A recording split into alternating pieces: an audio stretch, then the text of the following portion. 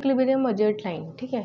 तो हमने इससे पहले पढ़ा था कि इंडिफरेंस कर्व क्या होता है, ठीक है। हायर इंडिफरेंस कर्व पे सेटिस्फैक्शन मिलता है कंज्यूमर को, हायर लेवल ऑफ सेटिस्फैक्शन कहाँ मिलता है, higher level of indifference curve पे। बजट लाइन हमने पढ़ा, तो जो बजट लाइन हमने पढ़ा वो कैसे थी। Budget line is downward sloping, ठीक है।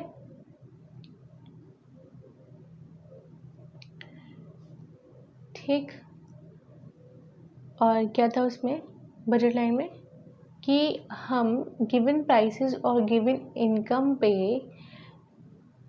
क्या कॉम्बिनेशन ऑफ टू गुड्स हम खरीद सकते हैं, ठीक है। जो हमारी इनकम और प्राइस के अंदर अंदर जो आ रहा होगा, जो इस बजट के अंदर अंदर आ रहा होगा, हम सिर्फ वही कॉम्बिनेशंस ऑफ गुड्स खरीद सकते हैं, इसके बाहर नहीं, ठीक है। तो ये सब तो हो गया, लेकिन कंज्यूमर जब खरीदेगा तो ठीक है, लेकिन वो इक्विलिब्रियम पे कब आएगा, कंज्यूमर कब आएगा इक्विलिब्रियम पे बजट लाइन पे। तो हम पढ़ते हैं इक्विलिब्रियम होने की दो कंडीशन है कंज्यूमर की। पहली कंडीशन है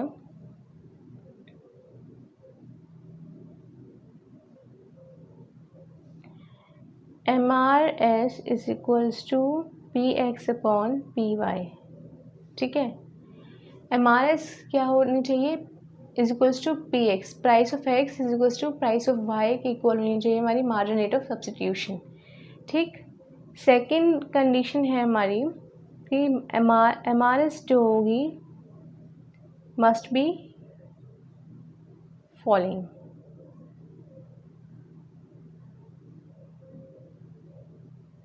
ठीक है। और MRS हमारा फॉल होना चाहिए। तो दो कंडीशन है इक्विलिब्रियम होने की कंज्यूमर की बजट लाइन पे। पहली कंडीशन है कि हमारी MRS is equals to PX upon PY, PX और PY की MRS दोनों सेम होनी चाहिए और MRS हमारा फॉल करना चाहिए, ठीक है।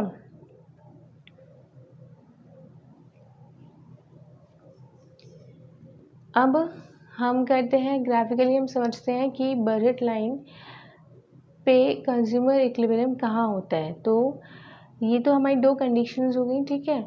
अब चलिए हम पढ़ते हैं इसको यहाँ।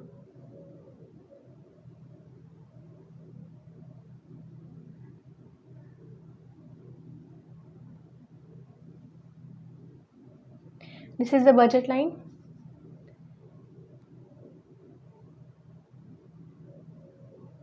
This is indifference curve,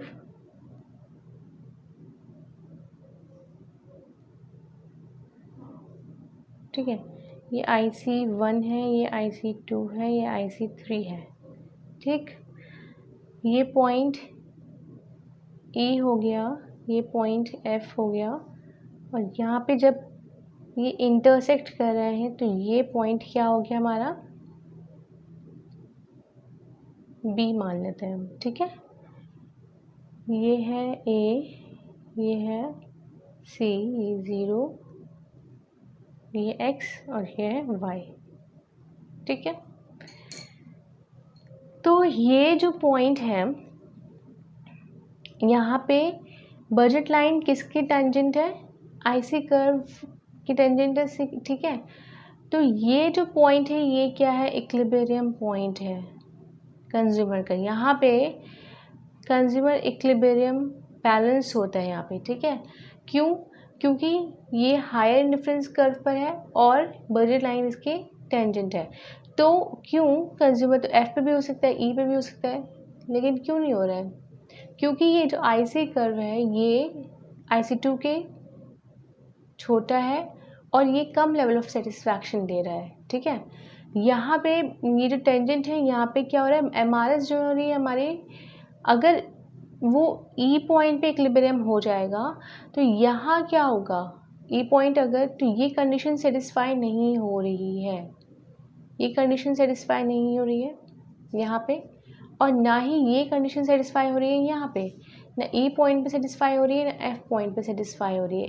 that's why यहाँ इसका कंज्यूमर का इक्विलिब्रियम नहीं होगा, क्योंकि यहाँ पे ना ये कंडीशन सेटिस्फाई हो रही है और ना MRS must be following satisfy हो रहा है। जो हो रहा है यहाँ पे ये हो रहा है कि बजट लाइन क्या होगी, टेंजेंट होगी to, budget line is tangent to indifference curve at point B। तो यहाँ पे है इसका इक्विलिब्रियम एट पॉइंट B पे, ठीक है। यहाँ क्या हो रहा है, MRS of PX and PY are equal, यहाँ पे इक्वल है, ठीक है। तो यहाँ जो हो रहा है हमारा